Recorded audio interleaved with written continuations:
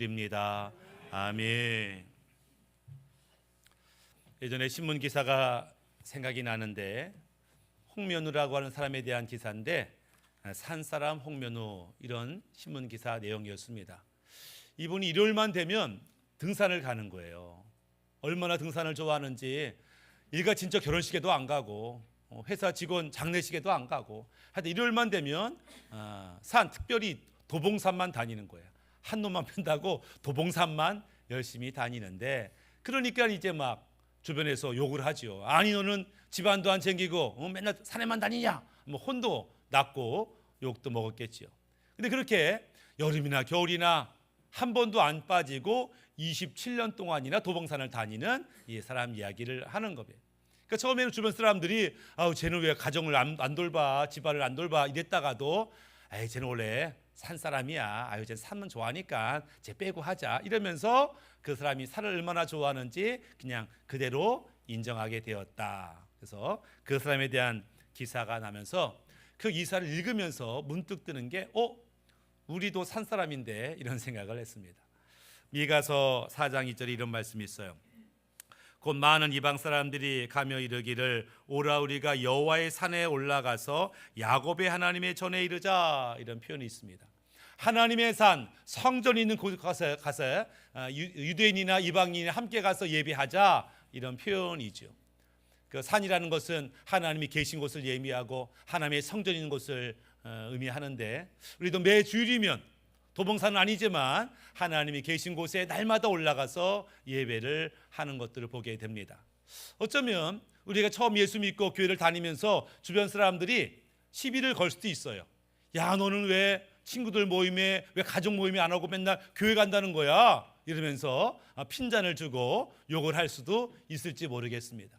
근데 그렇게 예수 믿은 지 10년이 되고 20년이 되면 사람들이 인정하죠. 아우 쟤는 교회밖에 몰라. 예수님밖에 몰라. 쟤는 그냥 교회 가는 거 알고 우리 이렇게 계획하자. 그렇게 아마 인정받는 사람도 우리 가운데 있으리라 생각되어지죠.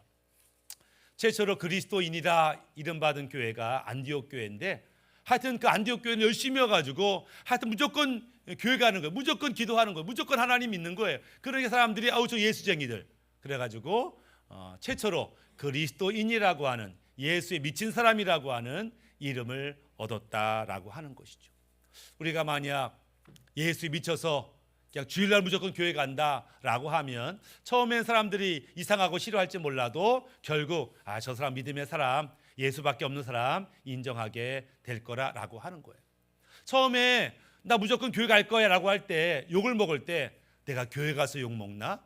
내가 이것저것 안 돌봐서 욕 먹나? 사실은 그렇지 않아요.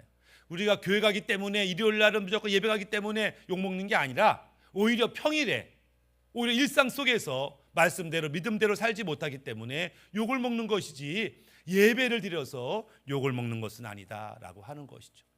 이 홍명우라는 사람이 뭐라고 얘기하냐면 자기는 일요일에 한 번 이 산에 올라가야 일주일을 산다 이렇게 이제 말을 하는 거예요. 그게 꼭 간증 같아요. 나는 주일날 교회 가서 예배를 드려야 일주일을 산다. 은혜 받고 성령 충만 받아야 한 주간을 내가 승리하며 살 수 있다. 이 고백이 우리 모두에게 나타나기를 바라겠습니다. 아멘. 하박국의 말씀을 묵상하다 보면 첫 등장이 뭐냐면 하박국은 선지자인데 그 입에 원망과 불평이 가득해요. 부정적인 말이 가득해요. 하나님 이 나라의 민족 보고 있습니까? 하나님 계시면 이럴 수가 있습니까? 이런 말을 이제 하는 거예요. 하나님 이 땅의 수많은 죄악들 하나님 가만두시겠습니까? 정직하고 성실한 사람이 화를 당하고 못된 인간들이 복을 받아요. 하나님 정말 가만 계실 겁니까? 막 하나님께 원망하고 불평하는 게 하박국 1장에 가득 나와 있는 것들을 보게 됩니다. 하나님 너무하단 말이지. 근데 하나님을 안 믿어서가 아니에요. 하나님을 믿는데 하나님 분명 살아계신 거 아는데 왜 이 모양 이 꼴로 내버려 두냐는 거예요. 너무한 거 아니냐 막 이렇게 한참 동안 하나님께 원망하고 불평하는 하박국의 모습을 보게 됩니다. 그러다가 갑자기 하박국이 침묵하기로 결심해요. 왜냐하면 생각하는 거죠. 아니 하나님만큼 우리 백성을 사랑하는 사람이 어디 있어? 아니 하나님만큼 공의롭고 선하신 분이 어디 있어? 하나님이 분명히 살아계시고 역사한다면 하나님 뜻이 있겠지. 내가 그냥 하나님 너무하다고 원망하고 불평할 게 아니라 내가 하나님 뜻을 좀 알아봐야 되겠다, 이런 생각을 이제 하게 된 거예요. 그래서 내가 이제 하나님께 기도해야 되겠다, 이렇게 마음을 먹어요. 하박국 2장 1절에 그가 내게 무엇이라 말씀하시는지 기다리고 바라보며 나의 질문에 대하여 어떻게 대답하시는지 보리라, 이렇게 이제 결심을 하는 거죠. 어떤 사람들 보면은 안 좋은 상황, 환경, 마음에 안 드는 사람이 오면 즉각적으로 얼굴 표정에 나타나요. 표정이 안 좋아. 누구 왔나 이 봐야 돼. 표정에 드러나는 사람이 있어. 말 한마디가 곱게 안 나가. 그냥 자기도 모르게 상황과 환경에 즉각적으로 부정적으로 반응하는 사람이 있어요. 결코 좋은 게 아니죠. 왜 나에게 이런 상황이, 이런 문제가 발생했을까? 잠시 멈춰서 즉각적 원망 불평을 멈춰서 부정적 언어를 멈춰서 하나님이 왜 이런 상황을 허락하셨을까? 혹시 하나님의 또 다른 뜻이 있을까라고 생각하며 기도의 자리로 나아가는 것, 그것이 하나님이 기뻐하는 태도다라고 하는 거예요. 그런데 우리가 이제 마음 먹어요. 기도하기로 마음 먹어요. 그런데 기도를 시작할 때와 기도가 끝날 때, 응답 받을 때 사이에는 이 과정이 있어요. 단계가 있어요. 인내가 필요합니다. 우리가 기도하자마자 10분 후에 응답 받으면 얼마나 좋겠어요. 기도하자마자 하루 내에 응답 받으면 얼마나 좋겠어요. 근데 어떤 때는, 어떤 기도 제목은 일주일이 걸리고 한 달이 걸리고 10년을 걸리는 기도 응답도 있더라라고 하는 거예요. 근데 그 마치 그 기다리는 시간이 시간 낭비 같아요. 쓸데없는 것 같아요. 아니, 그렇지가 않아요. 하나님의 능력이 없어서 응답을 더디하는 것이 아니라 사실은 이 과정 속에 우리의 심령을 바꾸는 거예요. 우리의 상황을 바꾸는 거예요. 하나님 뜻을 이루기 위해서 이 과정들이 필요하더라라고 하는 것이죠.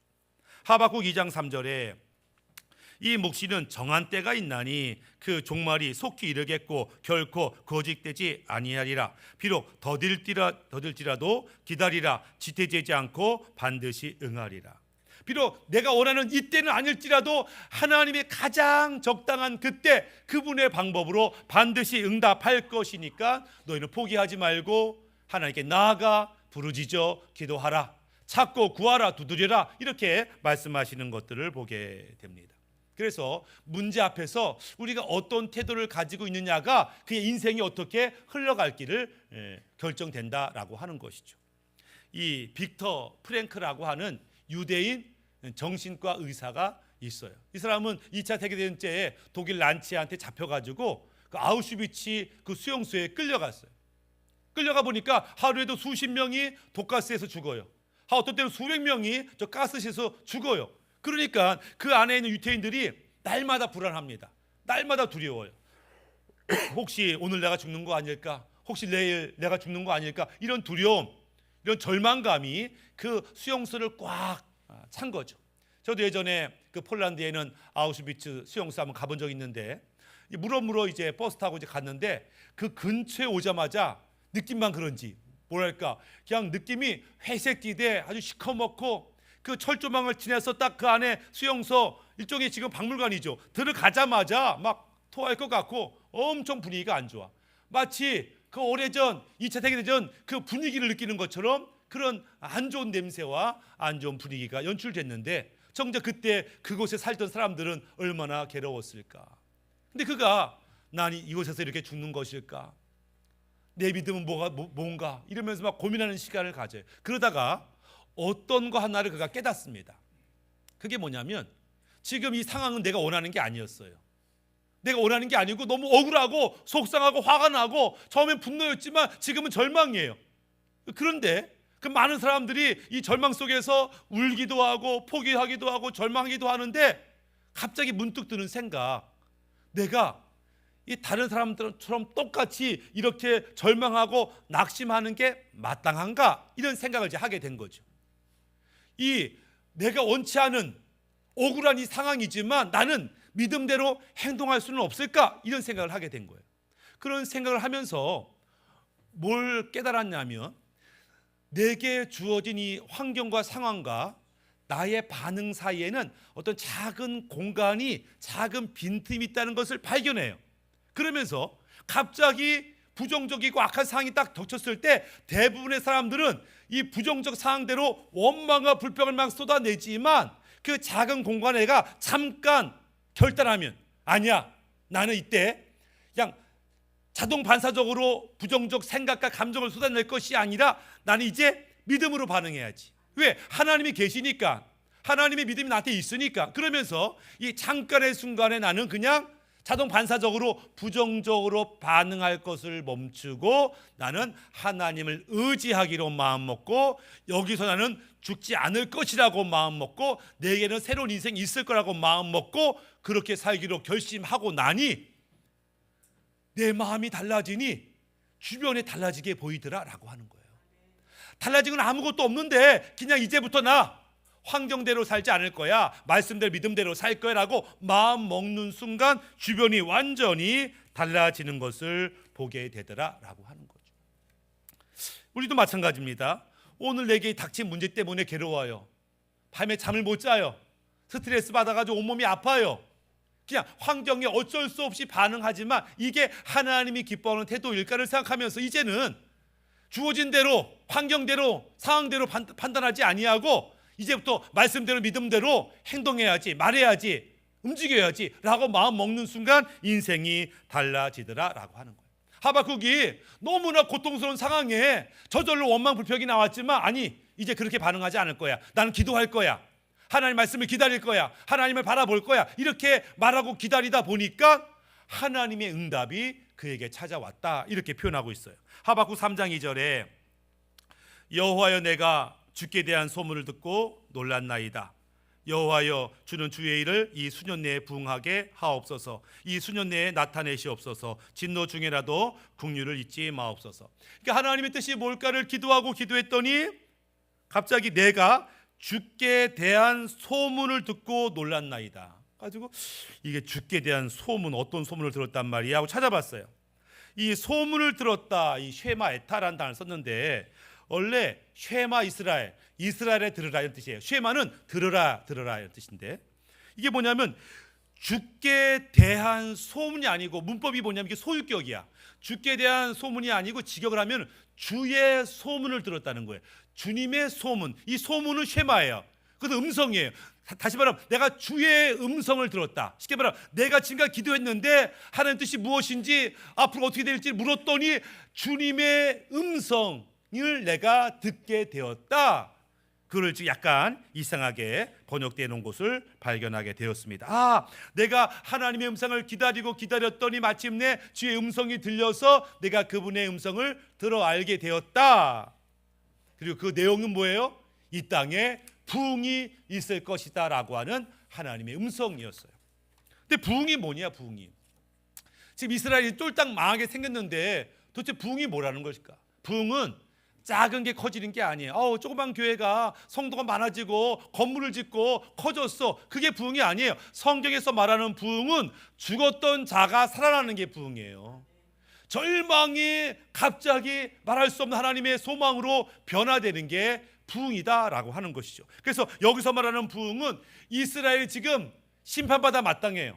하나님의 진노가 임할 거예요. 틀림없어요. 그렇지만 완전히 폐허가 된 것 같은 이스라엘 가운데 그게 끝이 아니라 하나님의 부활, 하나님의 새 생명 역사가 나타날 것이다 라고 하는 하나님의 계시를 하박국이 들었다라고 하는 거예요.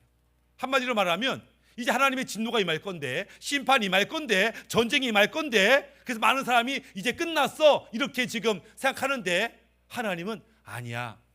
내 분명히 진노가 임할 거지만 거기에 긍휼이 있을 건데 그것이 회복의 역사, 부활의 역사, 새 생명의 역사가 있을 것이라고 하는 하나님의 약속을 받았단 말이에요. 그걸 깨달았단 말이에요. 그러니까 하나님의 계획이 그거였구나를 갑자기 기쁨과 감사와 기대가 넘쳐나더라.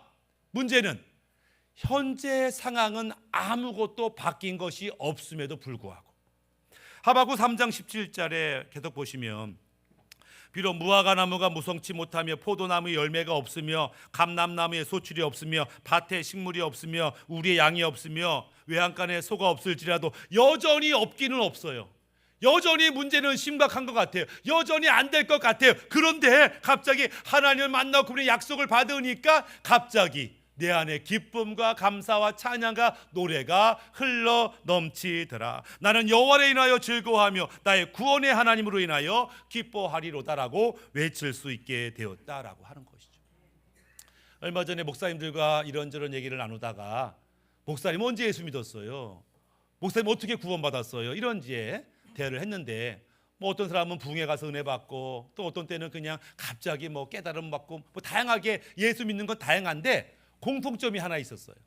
그게 뭐냐면 그 당시 예수를 만나고 예수로 믿기로 작정한 순간 내 주변과 상황이 전혀 다르게 보이더라.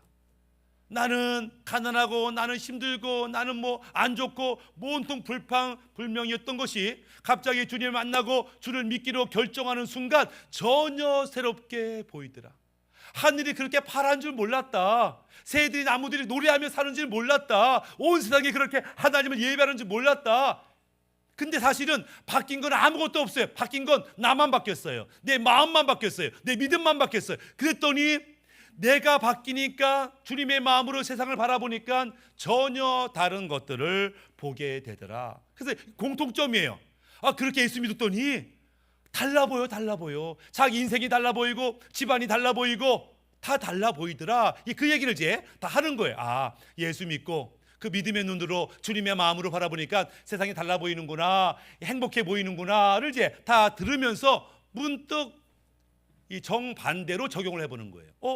그러면 그런 경험 있잖아요. 그냥 슬픔과 죽음의 상황이었었지만 예수 만나고 기쁨과 감사로 변했던 그때 간증이 있었단 말이에요. 근데 지금 시간이 지금 많은 모였던 분들이 어떤 얘기를 했냐면은 나는 월세 때문에 걱정이고 몸이 아파 걱정이고 자식놈이 말 안 들어 걱정이고 막 계속 슬픔과 걱정이 많단 말이에요. 그러면 이게 지금 억울하고 속상하고 슬프고 걱정이 많은 것이 진짜 환경의 문제냐 상황의 문제냐, 아니면 우리의 마음이 예전 같은 마음이 아니라 주님을 향한 뜨거움도 잃어버리고 사랑도 잃어버리고 믿음도 잃어버려서 이 상황과 환경이 그렇게 부정적으로 인식되는 것인가를 생각해 보는 거죠. 어쩌면 우리가 쟤 때문에 문제야, 이것 때문에 문제라고 생각하지만 진짜 원인은 그 바깥의 것이 아니라 내 마음의 문제가 있을 수 있다라고 하는 거예요. 주님과의 관계가 진짜 문제에 있을 수 있다라는 것을 이해할 필요가 있어요. 진짜 문제가 있다면 우리에게는 주님이 계세요.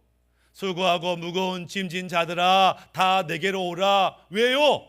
너의 짐을 내가 받아줄 거야. 너의 문제를 해결해 줄 거야. 그 예수님을 믿고 안다면 우리는 근심하고 걱정할 이유가 없다. 성경 그렇게 이야기하고 있다라고 하는 거예요.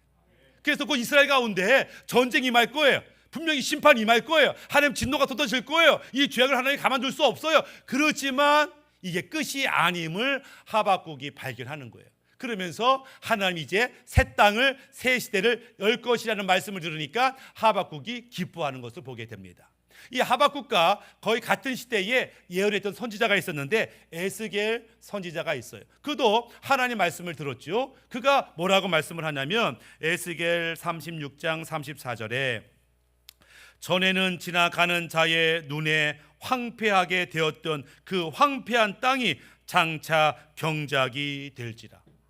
지금 하나님 심판으로 쫄딱 망하가지고 황폐한 이 땅이 하나님이 이 땅을 경작, 기경 갈아엎는다, 우라카이한다, 갈아엎는다. 그래서 전혀 새로운 상황과 환경을 그 마음을 만들 것이다. 이렇게 이제 예언을 하고 있어요. 그런데 이 에스겔의 예언을 보는 게 조금 이상해. 왜 이상하냐면은 에스겔 48장 19절에는 뭐라고 또 예언하냐면은 전에는 지나가는 자의 눈에 황폐하게 보였던 그 황폐한 땅이 장차 경작이 될지라. 이스라엘 모든 지파 가운데 그 성읍에서 일하는 자는 그 땅을 경작할지니라. 이게 뭐가 이게 관심 있냐면 경작하다, 이 기경하다라는 단어인데 첫 번째 이 기경하다는 것은 누가 기경하냐면 하나님이 기경하는 거예요. 야 쫄딱 망해서 이제 끝났어 라고 할 때 하나님이 아니야, 끝난 게 아니야, 내가 역사할 거야, 이 땅을 기경할 거야, 새 나라를 만들 거야, 하나님이 기경한다고 말씀하세요. 근데 두 번째는 이 하나님이 어떻게 기경하냐면은 하나님을 믿고 따르는 성도를 통해서 이 땅을 기경하게 만들 거라고 이렇게 말씀하는 거예요. 두 가지가 있는 거죠. 하나님이 기경할 거야. 근데 하나님이 믿는 자, 하나님의 의지하는 삶을 통해서 이 땅을 바꿀 거야 라고 말하는 거예요. 하나님 우리 약속을 줬어요. 내가 너의 가정을 바꿀 거야 이렇게 말씀하시면서 너는 너의 가정을 바꾸라 이렇게 말씀하세요. 내가 이 나라 이민족을 바꿀 거야 하면서 네가 이 나라 이민족을 위해서 바꾸는 데 쓰임 받아야 된다 또 이렇게 말씀을 하시더라라고 하는 것이죠. 예수님도 그런 말씀하셨습니다. 난 이 땅에 구원하러 왔어. 내가 천국 복음을 선포하러 왔어. 그래가지고 많은 제자들이 예수님의 그 천국 복음을 듣고 구원을 받고 제자가 됐어요. 근데 동시에 예수님께서는 제자들에게 너는 세상의 빛과 소금이 돼서 세상을 구원하고 천국을 선포하는 자가 되어야 돼 이렇게 말씀하는 거예요. 그분은 우리의 구원자지만 그분 앞에 훈련받고 연단받고 장성한 우리들이 하나님을 대신해서 구원의 사역에 동참하라 이렇게 말씀을 하시더라. 우리는 기도하면서 하나님의 계획을 알고 아멘, 우리의 자녀가 바뀔 걸 믿습니다. 아멘, 우리의 인생이 달라질 걸 믿습니다. 아멘. 하지만 거기서 끝나는 게 아니다라고 하는 거예요. 그 다음 단계가 있는데 하나님의 계획과 마음을 아는 자가 그분의 비전에 내가 동참함으로 하나님의 나라 위에서 쓰임받는 자가 되기를 원하신다. 어떻게 해요? 빛과 소금의 삶을 통해서 그렇게 되기를 원하신다라고 하는 거죠. 빛과 소금의 삶이 어떤 삶일까? 옛날 주일학교 제가 다닐 때 성탄 전야제에 발표가 있었어요. 근데 주일학교 이제 발표 시간인데 갑자기 불이 다 꺼졌어. 깜깜해. 그 사람들이 뭐 하는 거야? 있는데 맨 뒤에서 조그만 애가 초를 하나 들고서 이렇게 와. 비틀비틀하면서 꺼지지 않게 가지고 와가지고 강력상에 올라왔어. 다 올라와가지고 요 위에 있던 다른 사람한테 초를 하나씩 붙여주는 거죠. 그러니까 이제 점점점 환해지겠지. 하나 초가 10개가 되고 15개 됐어요. 좀 환해졌어 이만큼. 근데 끝난 게 아니고 요 15명이 다 내려가는 거예요. 그랬더니 다 테이블 위에 초가 하나씩 놓여 있었던 거예요. 그러니까 다들 초가 이렇게는 갑자기 온 예배당이 환해졌지요. 그리고 이제 말 한마디 없이 행동으로만 그렇게 하고 있는데 다 끝나고 또 올라와서 그 조그만 애가 뭐라고 말하냐면 우리 개인이 각각 가지고 있는 촛불은 약하다는 거예요. 그렇지만 이 촛불이 확산되고 모든 사람 가운데 빛이 임하면 세상은 천국이 되는 거예요. 이제 그렇게 이제 멘트를 날렸는데 그게 복음인 것 같아요. 우리 안에 예수님으로부터 온 빛이 있어요. 그 빛이 나를 천국으로 만들어요. 근데 나만 천국이 아니라 이 빛을 비추는 거죠. 아내한테 비치고 남편한테 비치고 자식한테 비치고 와 주님과 함께 하는 사람은 참 멋지구나. 나도 예수 믿어야지. 그러면서 이 빛이 확산되면 우리 가정이 천국 되는 것이고 우리 이웃이 주변이 천국이 되도록 그렇게 하나님이 만드시겠다. 이렇게 말씀을 하는 거죠. 빛이 임하면 보통 깜깜한 밤에는 집에 사람들이 청소를 안 해요. 물론 시끄러우니까 안 하기도 하지만 깜깜한 밤에는 청소할 마음이 없어요. 청소할 이유를 발견하지 못해요. 근데 아침에 불을 딱 켜니까 양말이 굴러다니고 있고 뭐 파리가 뭐 벌레가 왔다 갔다 이 보이면 청소해야 되겠다 이런 마음이 있는 것처럼 어둠 가운데 있을 때는 사람 자기가 죄인인지 몰라요. 잘못된 걸 몰라요. 근데 빛이 임하면 이렇게 살면 안 되지. 이럴 수는 없지라고 하면서 새로운 창조의 역사를 시작하게 되더라라고 하는 거죠. 그래서 우리 안에 빛이 임하면 나도 모르게 주변이 점점 밝아져야 마땅하는 거예요. 당신 덕분에 나도 새로운 인생을 살게 됐어요. 그 말을 듣는 게 마땅하지 너 때문에 내가 그냥 열받아 못 살겠다 이런 말을 들으면 안 되는 거죠. 우리 덕분에 우리 안에 계신 주님 덕분에 우리 주변은 점점 밝아져야 마땅하고 세상은 주님 닮은 모습으로 변화되어 마땅하다라고 하는 거죠. 이 라틴어로 이 진실이라고 하는 단어가 시네세라라는 단어인데 이 원뜻은 뭐냐면은 빛에 비추어 보다 이런 뜻이에요. 빛에 비추어 보다. 이게 왜 발생했냐면 고대 이제 그 마을 그 도시에 도자기가 이제 막 개발된 거예요. 그래서 막 도자기를 만들어 파는데 싼 도자기는 어떤 도자기냐면은 두껍게 항아리 같이 만드는 거예요. 항아리 튼튼하게 만드는 거죠. 얘 좀 값이 싸. 항아리 같은 도자기는 싸. 근데 뭐가 비싸냐면은 가볍고 얇고 이게 비싸요. 근데 이게 만들기가 어려워. 얇게 흙을 빚어서 만들어야 되니까. 그리고 뜨거운 불에 막 도자기를 구울 때 항아리는 안 깨져 자요. 왜냐면 워낙 두껍게 이제 흙으로 진이겼으니까. 근데 얇은 도자기는 얇으니까 이게 금이 가고 깨진다고. 그런데 어렵게 만들어 놓는데 금이 가면 아깝잖아, 버리기가. 그러니까는 어떻게 해요? 여기다 덧대는 거야. 이게 색을 더 덧해가지고 깨지지 않은 것처럼, 금이 안 가진 것처럼 팔아요. 파는데 사는 사람이 이렇게 보면 모르는데 얘를 들고 햇빛에 비춰보면 금이 같잖아요 라고 진실이 발견이 되는 거예요.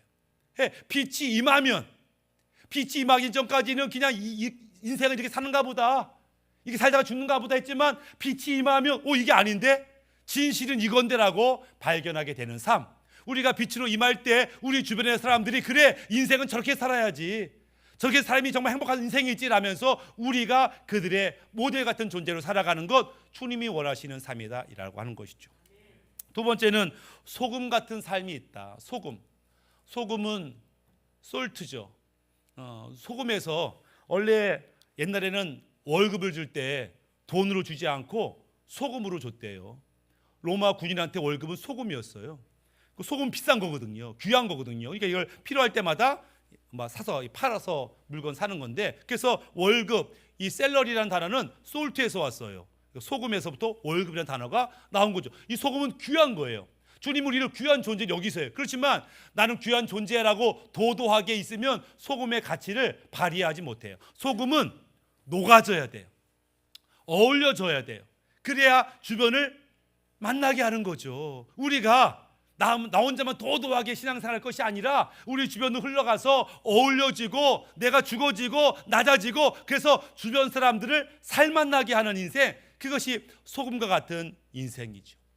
또한 소금의 기능은 부패를 막지요. 우리가 흔히 바닷가 염분을 3% 이하로 보잖아요. 3% 안 되는 염분으로 바다는 생명을 유지한다 이렇게 말하는 것처럼, 이 땅에 믿는 자들이 3%만 되면 그 3%의 기독교인들 때문에 그 나라 기민족이 사는 거예요. 대한민국 5천 년 동안 가난한 나라, 우상숭배 나라였어요. 그런데 이 땅에 교회가 들어오고 성도들이 늘어나면서 대한민국이 살만한 나라, 많은 동남아시아에서 천국 같은 나라로 대한민국 인정하는 것은 엄청나게 대한민국 사람들이 똑똑하고 근면 성실해서가 아니라 이 땅을 위해서 기도하고 하나님의 은혜와 보호가 있기 때문에 그것이 가능하다라고 하는 것이죠. 음식을 상하게 하지 않게 하는 게 소금이잖아요. 염장 기술 있잖아요. 김치를 만들고 장아찌를 만들고 젓갈을 만들고, 이 기술이 없었으면 아마 많은 경우에 겨울에 먹을 것이 없어 굶어 죽었는지 모르겠어요. 이제 부패하지 않게 하는 기능이 바로 성도들의 기능이에요. 이 나라 이 민족이 부패하지 않도록 성도들이 깨어 있어 기도하는 것, 그렇죠? 우리의 가정이 부패하여 죄악 중에 죽지 않도록 깨어 기도하는 것, 그것이 성도들의 역할이다. 그것이 하나님이 기뻐하는 천국을 우리 가운데 가져오는, 우리가 하나님의 동역자로 쓰임받는 모습이라고 성경은 이야기하고 있는 것입니다. 말씀을 마무리하면, 혹 우리 가운데 어떤 사람은 불평하고 원망하고 속상해하고 괴로워하는 사람이 있을지 모르겠습니다. 누구 때문에? 갑자기 다시 어떤 부정적이고 악한 상황 때문에 나도 모르게 짜증을 내고 원망하지만, 어떤 면에서 진짜 문제는 그 외적인 환경의 문제가 아니라 내가 하나님을 온전히 믿지 못하고 그분의 인도를 받지 못하고 내 안이 아직도 엉망이어서 그렇게 원망하고 불평하고 있는 것은 아닌가 돌이켜봐야 하는 것이죠.